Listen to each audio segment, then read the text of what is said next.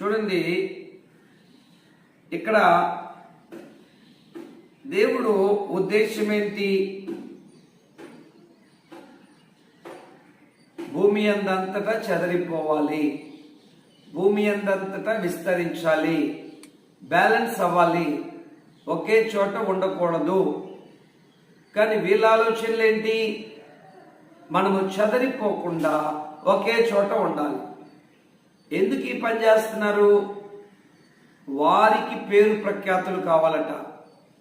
మనం ఒక పట్టణమును కడదాం, ఒక ఎత్తైన గోపురాన్ని కడదాం, ఆకాశమును అంటున్నంతగా. ఇప్పుడు మనకి ఎత్తైన టవర్ ఉంటుంది ఫ్రాన్స్లో, ఈఫిల్ టవర్ అని, చాలా ఎత్తైన టవర్. సో దాన్ని చూసి ప్రపంచ వింతల్లో ఇదొక వింతండి అని చెప్తారు.